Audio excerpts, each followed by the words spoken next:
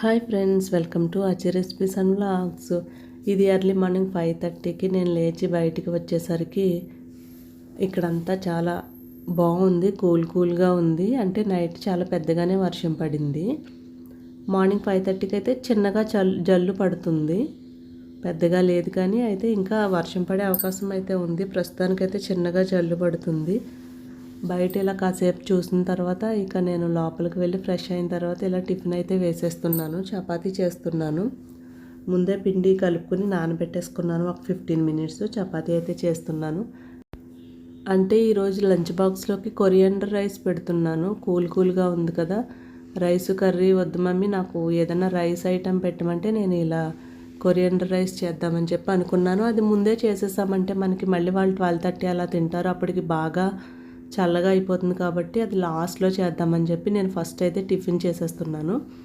ఇలా చపాతీ చేసిన తర్వాత ఇక రైస్ కుక్కర్ విజిల్స్ వచ్చిన తర్వాత పక్కనైతే ఇది చేసేస్తున్నాను. నేను కొరియాండర్ రైస్కి సంబంధించి ఆయిల్ వేసి, ఆయిల్లో కొంచెం షాజీరా, లవంగాలు, యాలకులు, మరాఠీ మొగ్గ, అనాస పువ్వు, జాపత్రి, ఆనియన్ ఒకటి కట్ చేశాను, అలాగే జీడిపప్పు వేసి వేయించుకున్న తర్వాత దాంట్లో పేస్ట్ వేసాను. అది ఒక మిక్సీ జార్లో కొత్తిమీర, పుదీనా, పచ్చిమిర్చి, చిన్న అల్లం ముక్క, వెల్లుల్లి వేయించుకుని పేస్ట్ చేసుకుని ఆ పేస్ట్ వేగిన తర్వాత దీంట్లో రైస్ వేసేసుకోవాలి.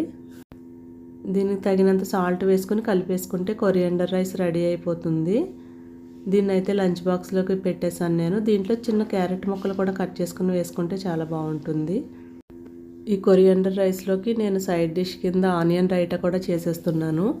అంటే కొంచెం ప్లెయిన్గా తిన్నా మిగతా దాంట్లో ఆనియన్ రైతా వేసుకుని తింటే బాగుంటుంది. మొత్తం అంతా అలాగే తినలేరు కదా. నేను ఇప్పుడు ఒక బౌల్లోకి ఆనియన్ కట్ చేసుకుని పెరుగు, సాల్ట్ వేసి బాగా కలిపిన తర్వాత ఇలా చిన్న బాక్స్లో వేసేస్తున్నాను. ఇక లంచ్ బాక్స్ అయితే రెడీ అయిపోయింది. నేను ఇక్కడ వాటర్ బాటిల్లో వాటర్ కూడా పట్టేస్తున్నాను. వాటర్ కూడా పట్టేసిన తర్వాత ఇక నెక్స్ట్ ఇది కాఫీ పొడికి వచ్చిన గాజు సీసా కాఫీ పొడి అయితే అయిపోయింది. అయితే నేను నార్మల్గా ఏ సీసా అయినా పడేస్తాను, ఇంట్లో చెత్త పేరుకుంటుందని. అయితే ఇది వెడల్పుగా ఉంది. మనం ఎప్పుడైనా హెయిర్ ఆయిల్ కానీ ఏదైనా తయారు చేసుకున్నప్పుడు గాజు బాటిల్లో వేసుకోవాల్సి వస్తుంది. అలాంటప్పుడు గాజు బాటిల్ ఉండాలి కదా. ఇది బాగుంది, చేయి పెట్టి లోపలికి తోముకోవడానికి కూడా ఉంది కాబట్టి దీన్ని అయితే నైట్ నేను ఒక గిన్నెలో వాటర్ పోసి దాంట్లో ఇలా నానబెట్టేసాను, ఈజీగా వచ్చేస్తుందని. అయితే ఇది పైకి తేలుతుంది గాజు సీసా అయినా కానీ. అప్పుడు ఈ వాటర్ లోపల బాటిల్ లోపల కొంచెం వాటర్ పోసేసి పెట్టాను, బరువుగా ఉంటుందని. ఇది మార్నింగ్కి చక్కగా నాని ఈ స్టిక్కర్ అనేది చాలా ఈజీగా వచ్చేస్తుంది. మనం లైట్గా ఇలా గోరుతో ఇలా అంటుంటేనే స్టిక్కర్ మొత్తం వచ్చేస్తుంది నీట్గా. ఇంకా దీన్ని శుభ్రంగా క్లీన్ చేసుకుని పక్కన పెట్టేసుకున్నామంటే ఎప్పుడైనా గాజు బాటిల్ కావాలంటే యూజ్ చేసుకోవచ్చు. ఇదైతే క్లీన్ అయిపోయింది, ఈజీగా వచ్చేసింది మనం కష్టపడకుండాని. తర్వాత ఇక లంచ్లోకి పప్పుచారు అయితే పెట్టేశాను. పప్పుచారు కూడా రెడీ అయిపోయింది. పప్పు చిన్న కుక్కర్లో ఉడకబెట్టి నేను ఇలా పప్పుచారు కూడా పెట్టేస్తాను, ఈజీగా అయిపోతుంది. తర్వాత దీంట్లో తాలింపు కూడా వేసేసి ఇక దీంట్లోకి ఏమన్నా ఫ్రై చేస్తే సైడ్ డిష్ కింద లంచ్లో కూడా కర్రీస్ అయిపోతాయి. ఇప్పుడు నేను దోశల పిండికి పప్పు నానబెడుతున్నాను. రేపు మార్నింగ్కి అంటే మధ్యాహ్నం నానబెట్టుకోవచ్చు, కానీ మర్చిపోతే మళ్ళీ ఇబ్బంది అవుతుందని నేను ఇప్పుడే నానబెట్టేసుకుంటున్నాను. ఇప్పుడు నానబెట్టుకున్నామంటే ఈవినింగ్ ఎర్లీగా కూడా పిండి అనేది మనం మిక్సీ పట్టేసుకోవచ్చు లేట్ లేకుండా. అందుకే ఇప్పుడు దోశల పప్పు కూడా నానబెట్టేసుకుంటున్నాను. ఒక 2 గ్లాసెస్ చాయ్ మినపప్పు వేస్తున్నాను. నేను చాయ్ మినపప్పే యూజ్ చేస్తాను, పొట్టు మినపప్పు వాడను. అందులో దానికి తగినంత బియ్యం కూడా వేసేస్తున్నాను. అంటే 4 గ్లాసులు బియ్యం వేసుకోవాలి. స్టీల్ గ్లాస్తో 2 గ్లాసులు వేస్తే సరిపోతుంది.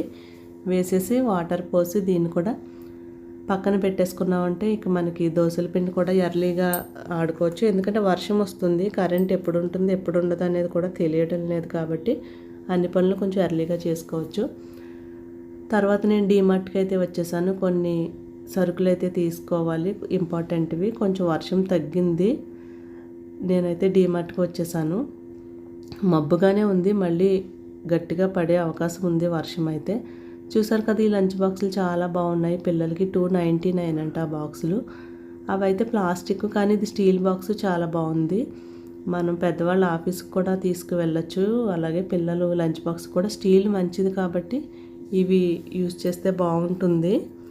కానీ పిల్లలు ప్లాస్టిక్వి ఇష్టపడుతున్నారు. దాని మీద బార్బీ బొమ్మలు, అలాగే డోరేమాన్ అలా కార్టూన్ బొమ్మలు ఉన్నాయి కాబట్టి చాలామంది ఆ బాక్స్లే తీసుకుంటున్నారు. ఇక డీమార్ట్ నుంచి అయితే నేను సరుకులు తెచ్చుకున్నాను. లేస్ ప్యాకెట్లు తీసుకొచ్చాను పిల్లల కోసం.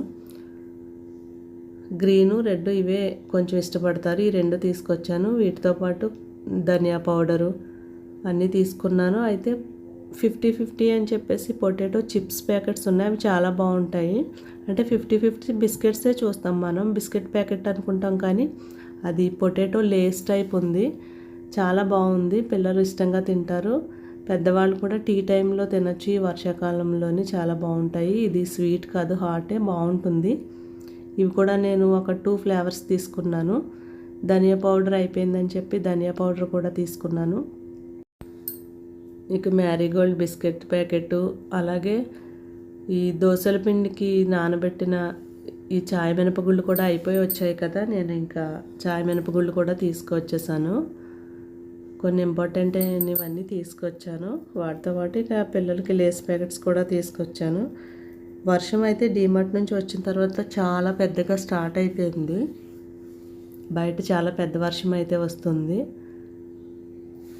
ఇక నెక్స్ట్ ఒకటి ఆర్డర్ పెట్టాము. మొన్న అమెజాన్లో మనకి 2 days ఆఫర్స్ అయితే ఉన్నాయి కదా, 20-21 అప్పుడైతే ఒక హెయిర్ డ్రైయర్ ఆర్డర్ పెట్టాము. అది అయితే ఇప్పుడు వచ్చేసింది. అది కూడా చూద్దాము. అంటే అస్తమానం హెయిర్ డ్రైయర్ అనేది యూజ్ చేయం, కానీ ఎప్పుడైనా బయటకు వెళ్ళినప్పుడు, గుడికి వెళ్ళాలి అనిపించినప్పుడు అప్పటికప్పుడు హెడ్ బాత్ చేసి వెళ్ళిపోతూ ఉంటాం కదా తడితలతోటి. అందుకని హెయిర్ డ్రైయర్ అయితే ఒకటి ఆర్డర్ చేసాము. ఇది 800కి వచ్చింది. ఫిలిప్స్ బాగుంది అనిపించింది. కలర్ కూడా బాగుంది. అలాగే మనకి పెద్దది కాదు, మీడియం సైజు. ఇది చిన్నదే బాగుందని చెప్పేసి ఇదిగో ఒకటి ఆర్డర్ చేసుకున్నాము. ఇదైతే ఈరోజు వచ్చేసింది. అంటే అస్తమానం హెయిర్ డ్రైయర్ పెట్టుకోవడం వల్ల కూడా మంచిది కాదు అంటారు. హెయిర్కి జుట్టు ఊడిపోతుంది అని కూడా అంటారు కదా. అయితే ఎప్పుడైనా ఎమర్జెన్సీ అప్పటికప్పుడు మార్నింగ్ హెడ్ బాత్ చేసి గుడికి వెళ్తూ ఉంటాము, అలాగే ఎక్కడికైనా ఊర్లు వెళ్తూ ఉంటాం కదా సడన్గా, అలాంటప్పుడు బాగా యూజ్ అవుతుందని చెప్పేసి ఈ హెయిర్ డ్రైయర్ కూడా తీసుకున్నాము. ఇది చూసాము, ప్లగ్ పెట్టి బాగుంది. ఓకే, ఇక ఉంచేసుకుందాము, రిటర్న్ పెట్టక్కర్లేదు అని చెప్పేసి ఇది కూడా మేము ఉంచేసాము. చిన్నగా ఉంది, మరి పెద్దగా కాకుండా బాగుంది. ఇది చిన్నగాని ఒకసారి ఆన్ చేసి కూడా నేను చూసాను. ఎందుకంటే ఏదైనా సరే వచ్చిన వెంటనే మనం టెస్ట్ చేసుకోవాలి. మళ్ళీ మనం రిటర్న్ పెట్టే డేటు అయిపోయింది అంటే ఇక రిటర్న్ పెట్టడానికి కూడా ఉండదు. కాబట్టి నేను ఆల్రెడీ ఒక 2 ప్రోడక్ట్స్ అలాగే చేశాను. మళ్ళీ రిటర్న్ పెట్టే అవకాశం లేదు ఎప్పటికో చూడటం వల్ల. ఇదైతే వెంటనే చూశాను. ఇక ఈవినింగ్ టీ టైం అయిపోయింది కదా, ఇక టీ అయితే పెడుతున్నాను. టీ స్టవ్ మీద పెట్టి నేను హెయిర్ డ్రైయర్ ఆన్ చేసి చూద్దామని చెప్పేసి వెళ్ళాను. ఈ లోపల పైకంట పొంగి మళ్ళీ అది కిందకి వెళ్ళిపోయింది. స్టవ్లోకి అయితే పొంగలేదు. ఇక టీ అయిన తర్వాత చక్కగా కప్తో టీ తీసుకుని మళ్ళీ బయటికి వెళ్ళాను. చాలా పెద్దగా వర్షం పడింది అన్నాను కదా, చూడండి ఫ్రంట్ అంతా కూడా అలా వాటర్ వచ్చేసింది. జూలై మంత్ వచ్చింది అంటే ఇక మనకి వర్షాలే కదా, మొత్తం అన్నీ కూడా ఇలా మునిగిపోతూ ఉంటాయి. చాలా వర్షం అయితే పడింది ఈరోజు.